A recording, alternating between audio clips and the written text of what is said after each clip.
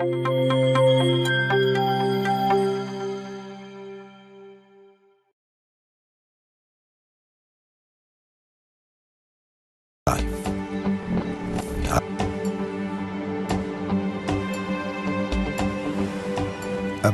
as well as under the water.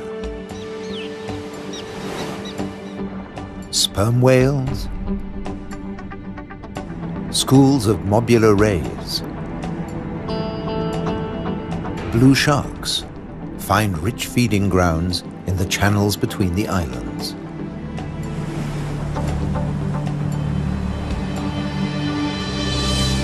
Nutrient-rich reefs draw in life. Blue whales seek out tons of krill in ocean depths. Here, around the Azores, Europe's wild islands.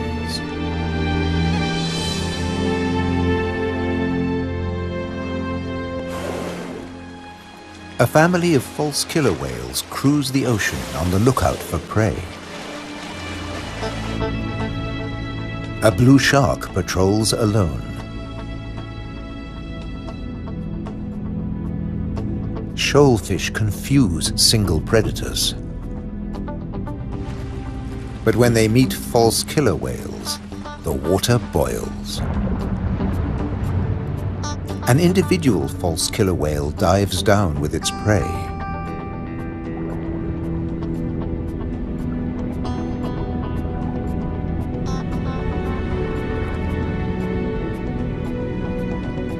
A blue shark comes late to the feast, drawn by scent molecules. But this morsel presents a problem.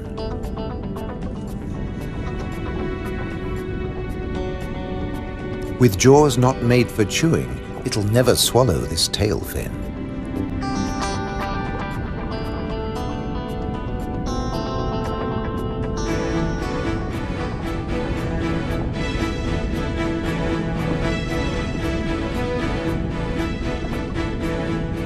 Most fish force water through their gills to breathe. This shark can't, so it has to keep moving.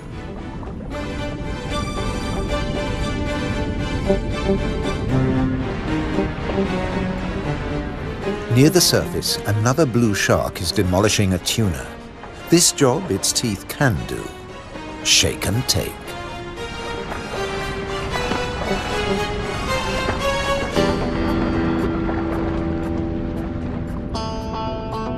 Fragments streaming from its gills float to the surface. A little extra for the seabirds.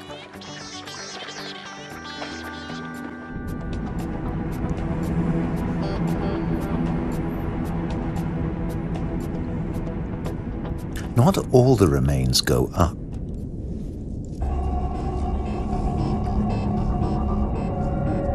Spread by the current, the scent draws a moray eel from its cave.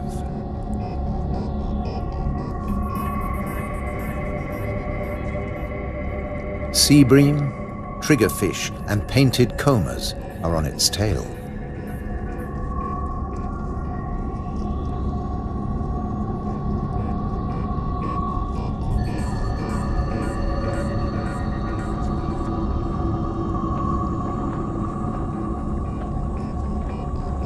The ocean around the Azores is not short of flesh.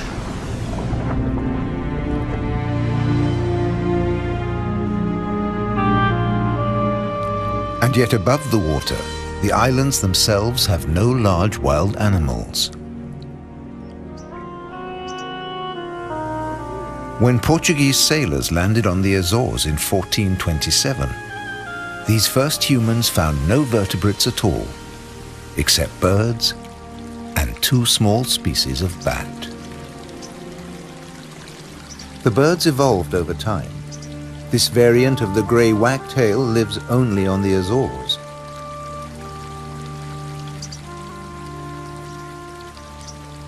With head feathers a different colour from its European relatives. Whole islands have changed too. Santa Maria must have been much warmer once.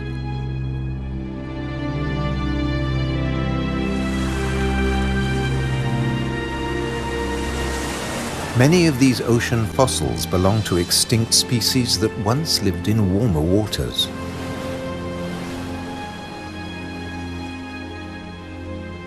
The water temperature may have fallen, but not the diversity of species.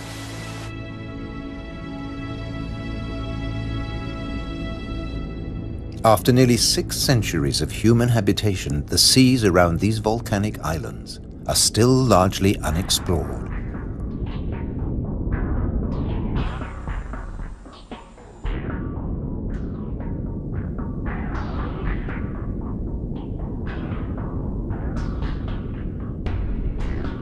This is the world of the anglerfish.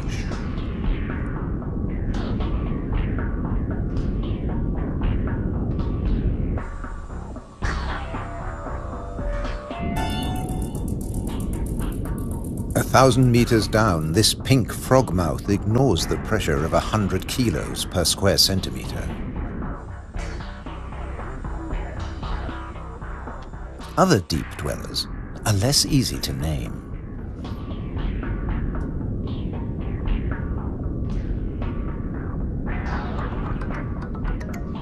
In the darkness, it's easy to underestimate your prey.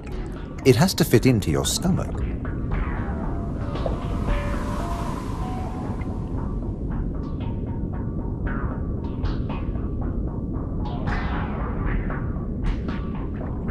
The six-gill is one of the largest deep-sea sharks, but at night it swims to the shallows to feed. The spider crab lives in darkness. It has never seen this kind of light. Nor has its coral community. Beyond the scorpionfish and past the deep-sea sponges, there's an unknown world.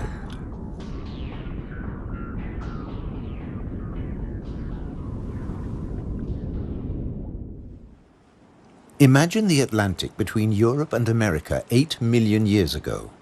Pressure along the mid-Atlantic ridge forces the continental plates apart. Volcanoes pierce the surface on both the Eurasian and the American side. The Azores.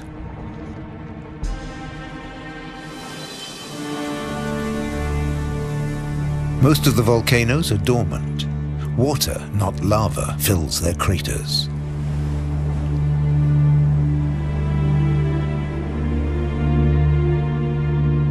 Sometimes only crater edges rear from the sea, worn down by the elements. Spawned by the sea, thereto they will return. For now, it's craters that dominate the landscape. Gases still escape from fumaroles on some of the 1,700 volcanoes. Heat brings water almost to boiling point.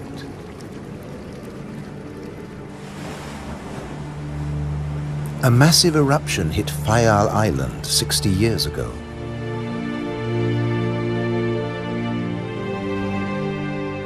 Humans couldn't live in this lunar landscape. Hundreds followed the sun to America. On the volcano's slopes, life had to begin again. Birds were pioneers on naked rock. Wind and birds still bring seeds from over the sea. Some come floating in.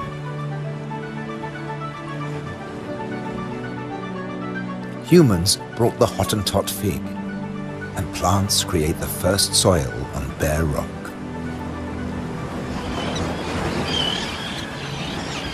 An active volcano will destroy life. Dormant or extinct, it can create it, above and below the water.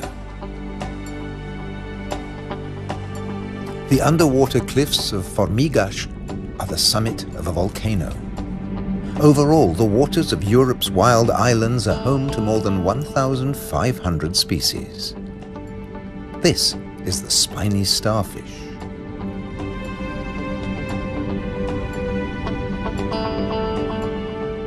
There are 530 fish species, like the damselfish, swarming along reef ledges.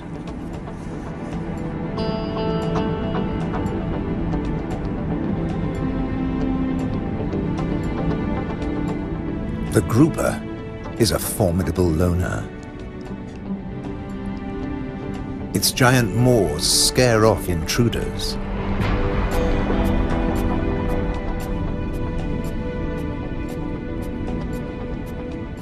The barred hogfish is a lot prettier than its name.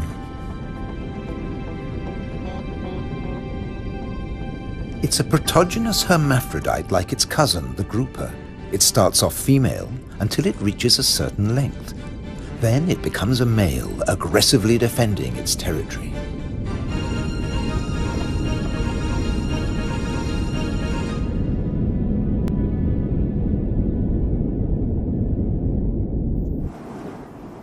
The archipelago's weather changes too, up to 4 seasons in a single day.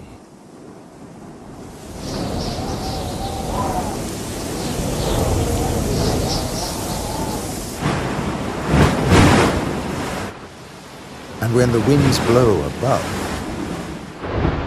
down below, no one is safe. The storm surge tears into the seafloor. But turbulence won't deter European eels from their prey. They're adaptable, living equally happily in salt and in fresh water. This is just swell. Heavy surf stirs up food. For some, that means come out and eat. For others, take cover. The powerful grouper hides in his rock grotto.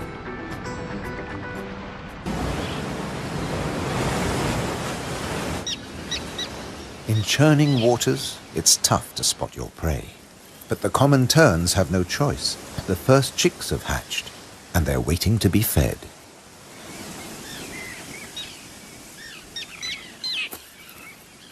Elsewhere, adults are still brooding. The nest, a few pieces of dried grass, hardly visible. The parents sit in turn for 3 weeks.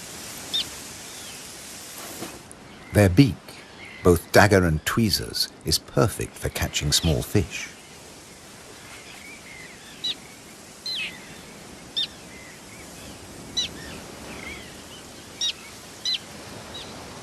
"3,000 pairs breed here.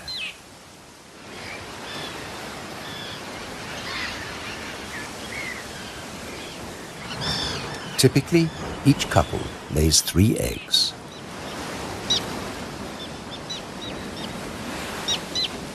The chicks are fed for 4 weeks, till they can fly as well as their parents.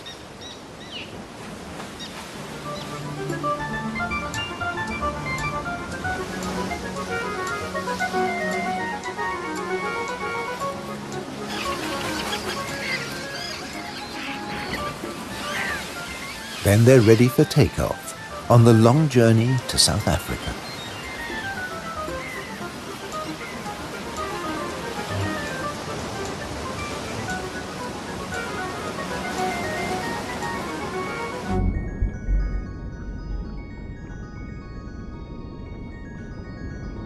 Under the water, survival can depend on staying still, very still, like a wide-eyed flounder.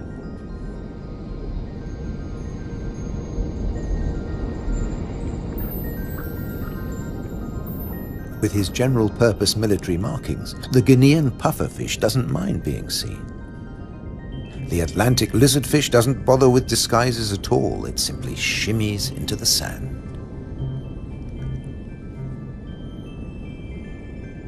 This may fool both its prey and its predators. But it won't fool the pufferfish patrol.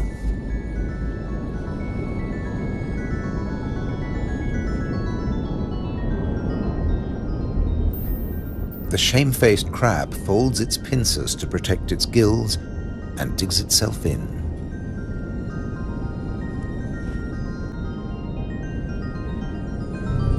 Leaving no opening for the plump flatfish.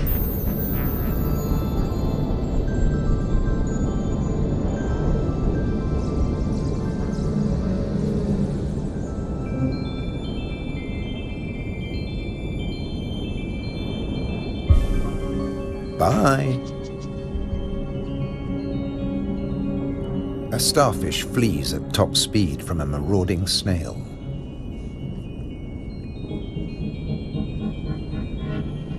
The Triton snail feeds mainly on echinoderms like the purple sea star.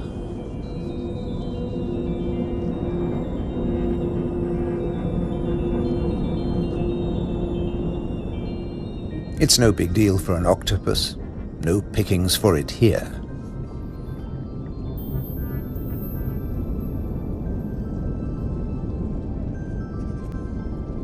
Sacrificing an arm, the starfish gets away.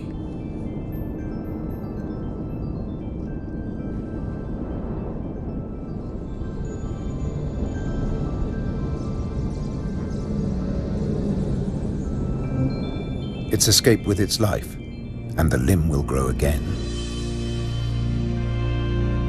These wild islands in the Atlantic are a freshwater reservoir.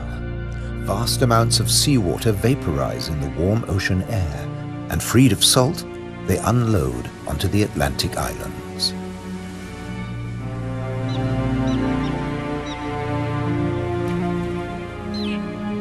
The common tern flies between two worlds, fishing in the sea and in the lakes.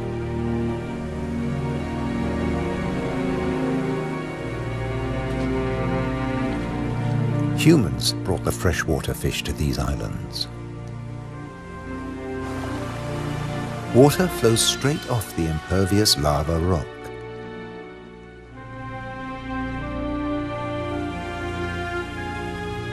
But peat moss sucks up huge quantities of water like a sponge, taking it in through every surface. Deprived of oxygen, the dead parts of the moss never rot. The extremities keep on growing, and the moss colonizes more and more of the bare rock.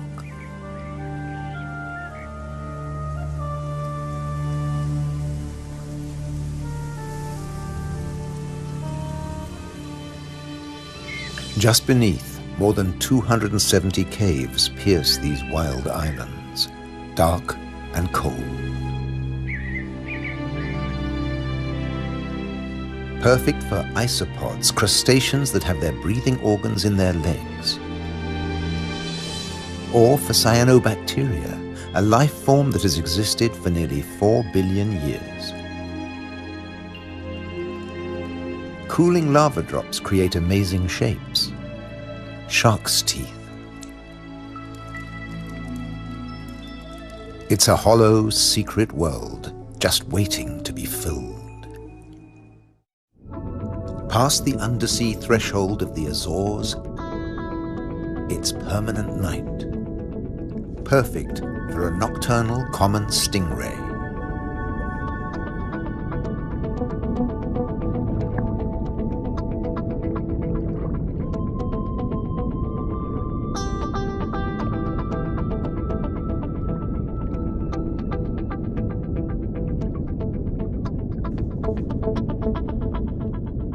It's not alone here. Sliding over the cavern walls, unicorn shrimp. In the camera light, combers and scorpionfish snatch at their prey.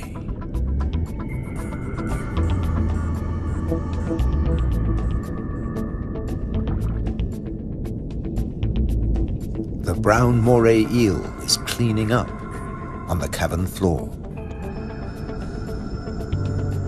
The shrimps come up from deeper waters to spend the winter. For some, it's a short winter. The females packed with blue eggs are especially sought after.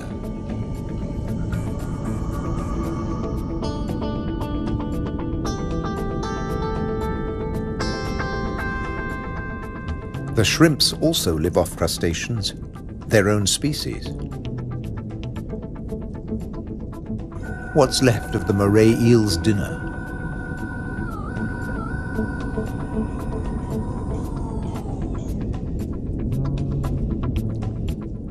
First, eat your neighbor, then take time for a spot of grooming.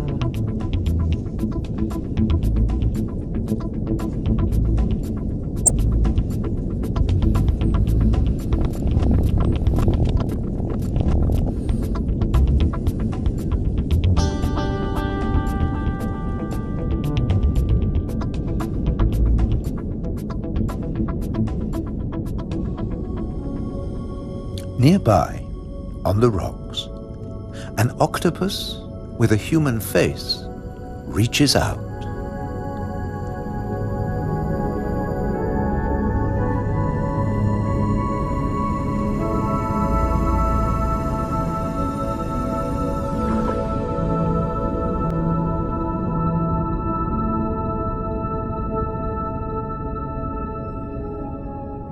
The stingray glides back to the ocean.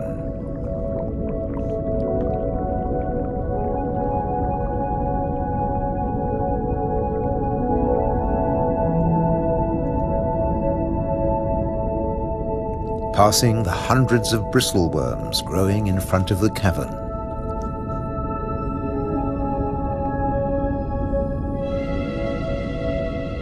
Their tentacles trap particles from the passing current to eat or to construct the tubes they live in.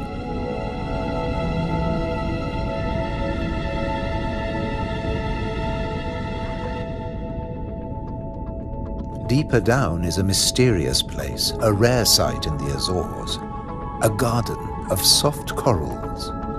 They don't make chalk exoskeletons like their tropical cousins.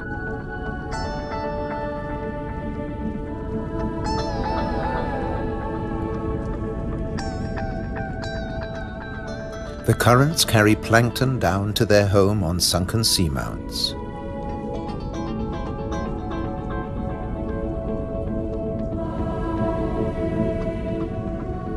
The venomous buried anemone is active only at night.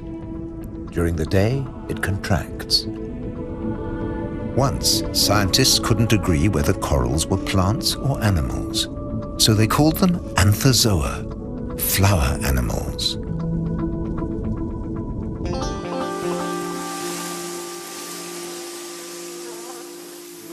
No doubt about these.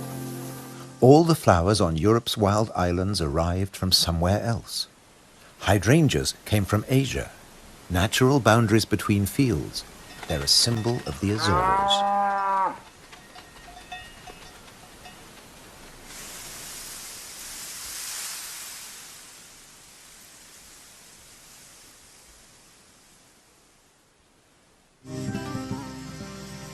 Hundreds of stone walls create hundreds of microclimates for the vines the settlers brought in the 15th century.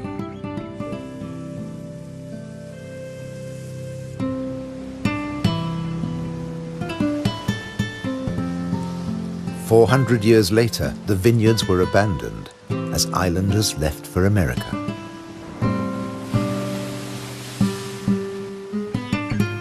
The stone walls became a playground for Madeira lizards. They were brought here by seafarers too. Azores wines are now fashionable again. Nearly 1,000 hectares, more than 2,000 acres of ancient vineyards on the island of Pico have been declared a World Heritage Site by UNESCO. The ruts of ox carts, once the island's only transport. They dragged firewood and building materials for houses and stone walls. And they carried the new wines down to the coast to ship to Europe, but at a cost. Beneath these waters is the strangest, most dangerous place on the Azores. They call it the Anchor Graveyard. Scores of great iron anchors lying on the seabed. When an Atlantic storm hit, the only way to save your ship from the rocks was to cut the anchor rope fast and dash for the open sea. The iron left behind has become a rusting reef for a multitude of creatures. These anchors are coated by algae and tube worms.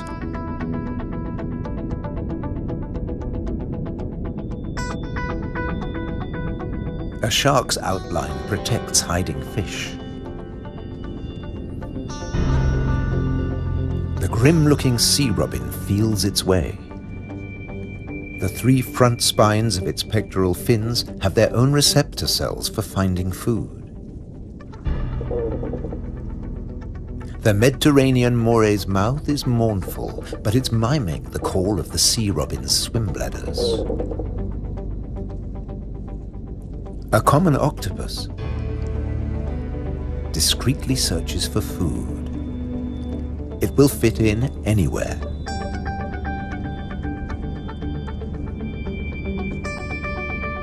While bearded fireworms clear up the corpses in the anchor graveyard.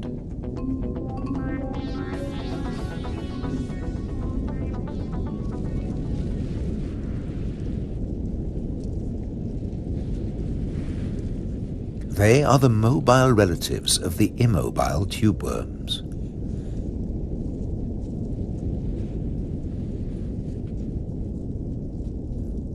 The octopus has found another spot to test its camouflage skills.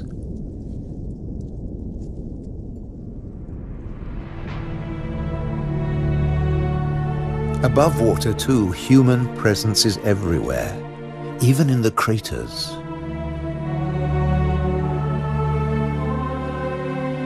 Any straight line means a wall. One that protects the grazing horses and cattle. By keeping the grass short, these domestic animals help the seasonal visitors that have been coming here for thousands of years. The ruddy turnstone digs to find fresh food. Black-bellied plover fly in from Russia on their way to their winter quarters in South America and South Africa.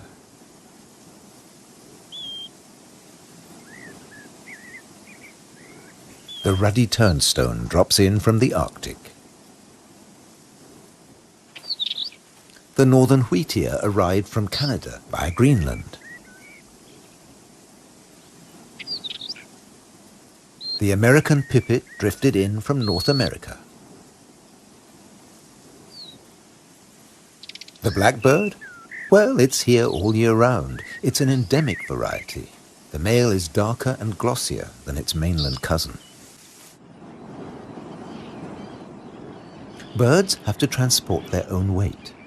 A little body can be a big advantage on a long journey. But weight doesn't matter to other migrants. They're supported by water.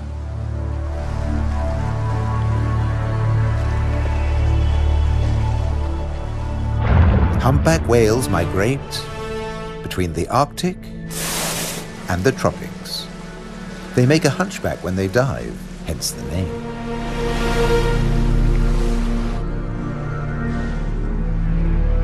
A pod of fin whales, the blue whale's closest relatives, the 2 species can interbreed. They swim back and forth between Arctic and subtropical waters.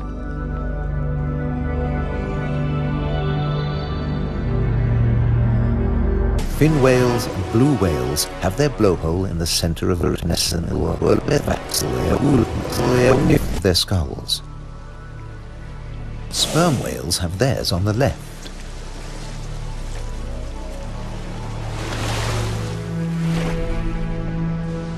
Baleen whales spend long periods sieving krill and plankton from the waters of the Azores.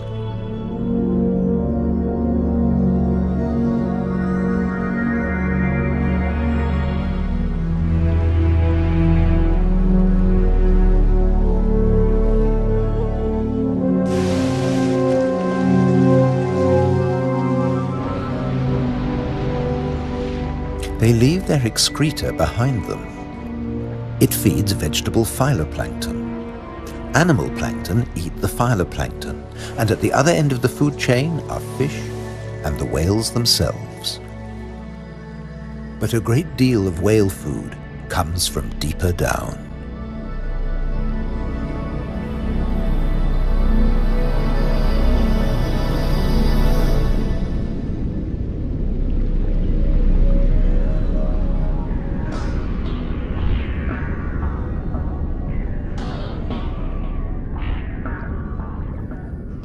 Meanwhile, not all the creatures of the eternal darkness are permanently banished to the depths.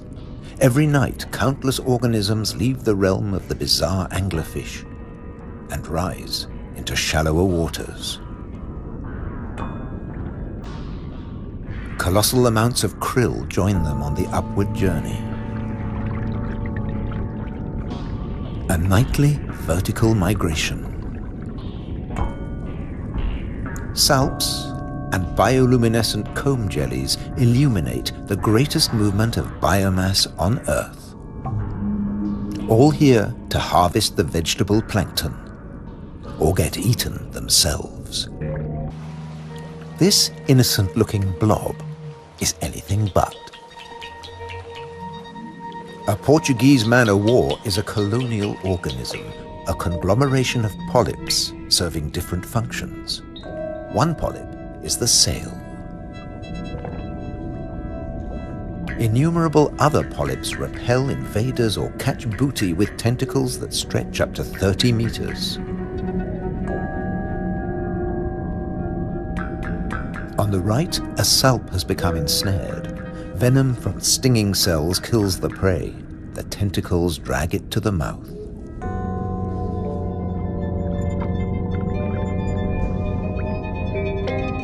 Salps are tunicates or sea squirts, more closely related to us than to jellyfish. Delicate bands of muscle rhythmically contract, pumping water through the salp's body, filtering its food.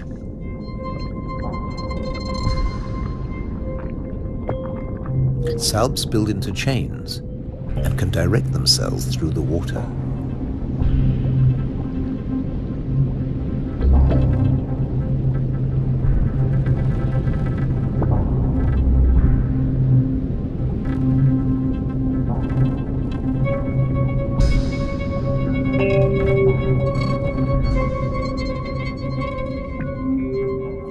A chain can be up to a meter or longer.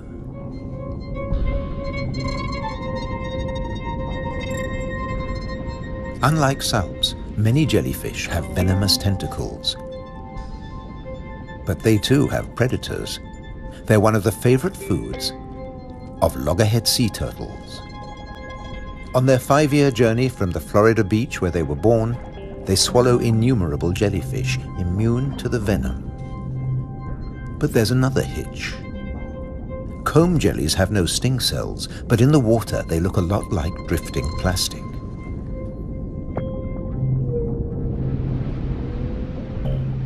And that's the problem. The turtles try to eat plastic, and it kills them.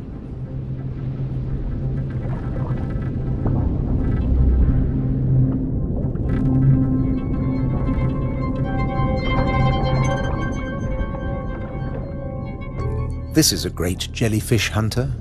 At up to 3 meters in length, the ocean sunfish particularly relishes the Portuguese man-o'-war. But that too catches other jellyfish.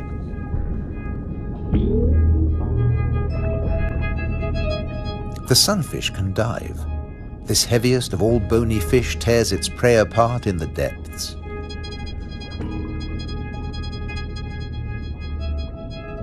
The man-o'-war must stay on the surface, but it's a most effective hunter.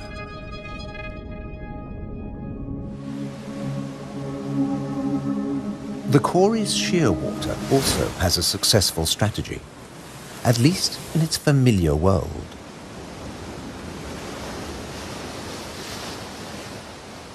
It deposits its eggs in niches high on the rocky cliffs. No surf, no high tide can reach its young. But now they face a new danger. stray cats.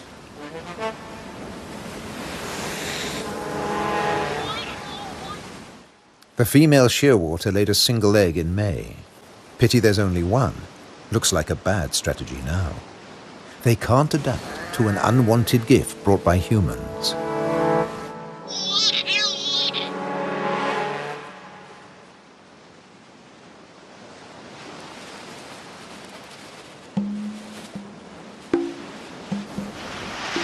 On the island of Corvo, more than 80% of predated chicks are the victims of cats.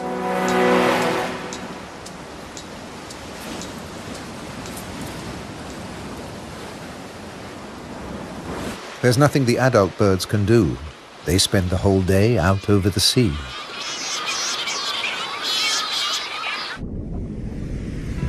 By contrast, periphyton, a mix of algae, bacteria and microbes, stay where they grow,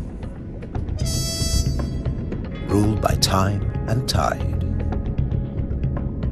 Some quickly find a home on flotsam and jetsam.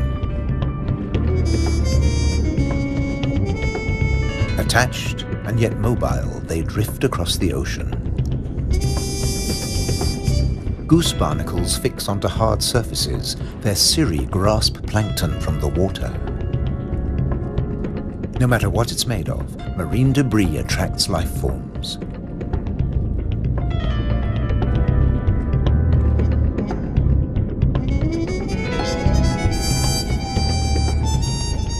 One of the ocean's fastest swimmers likes to stay close to flotsam, the mahi-mahi.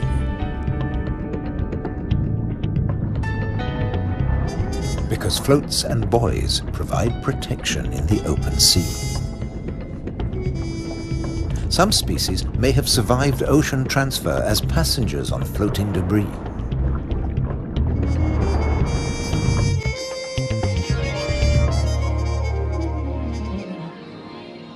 When shearwater breed, dusk brings a deafening chorus. Parent birds calling to their young as they return from the sea.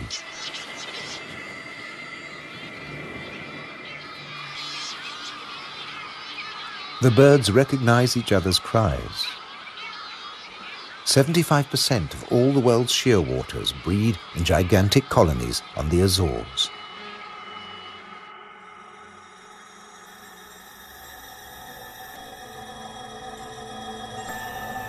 The name Madeira lizard says it all. This creature originated on a distant island. The Madeira wall lizard is very common on the Azores. It's one of the few reptiles found on these islands, and it's very fond of nectar. Invertebrates and vegetable matter complete its diet.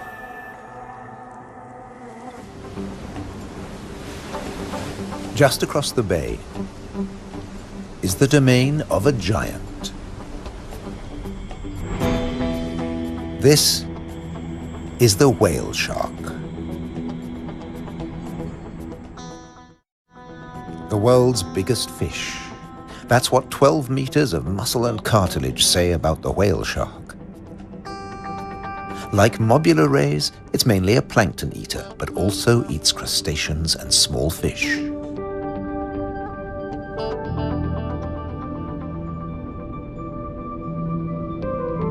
The rays' rolled fins on their foreheads direct the plankton into their mouths.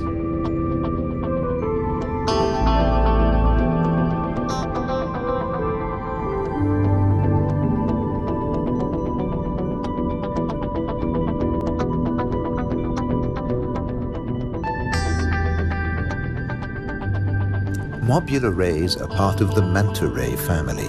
They cruise in small groups, shadowed by fish using them as cover and picking up their leftovers.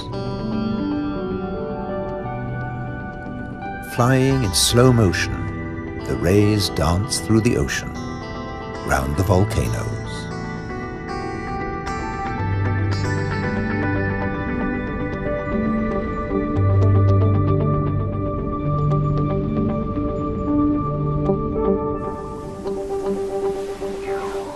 High above, there's something stirring on the cliffside.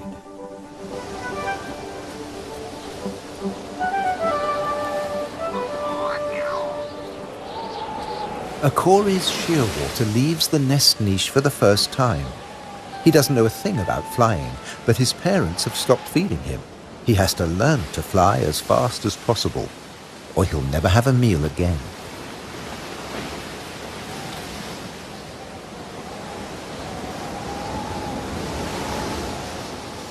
He needs a takeoff point with a fair wind.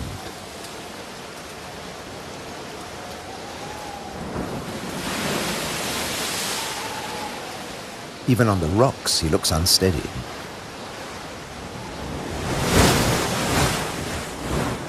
A fellow shearwater learns the difference between flying and falling.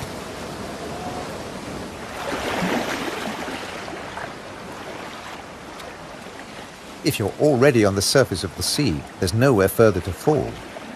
But getting aloft is even more difficult.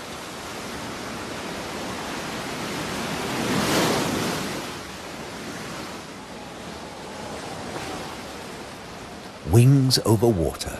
That's the right idea.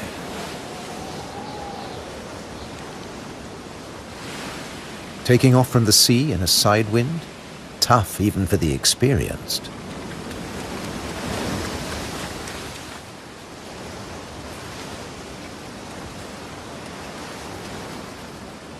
It's now or never.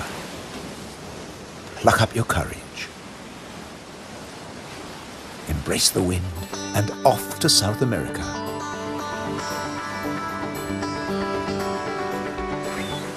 On the Azores, you're either coming or going.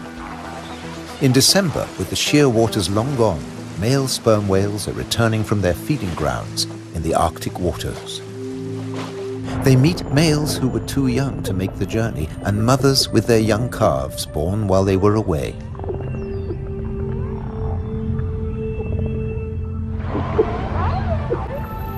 While the mother dives for food, her calf stays on the surface. It'll be 2 years before he dives with the group.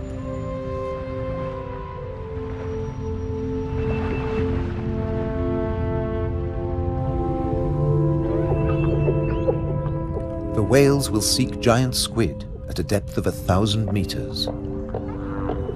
At 18 meters and weighing in at 50 tons, sperm whales are the world's biggest toothed whales.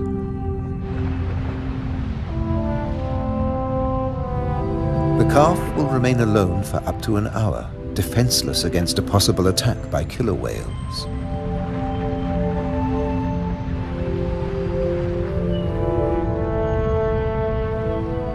Finally, the group return from the deep.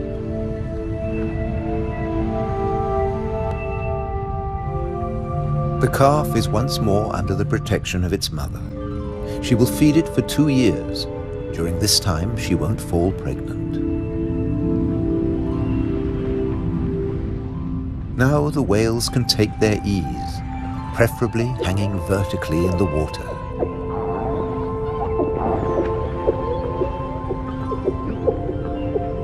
Someday the calf will join the long migration to the Arctic, before returning to Europe's wild islands, the Azores. House on Christmas Eve. There's only one person alive to answer that question, and for now, Scott Peterson is not talking.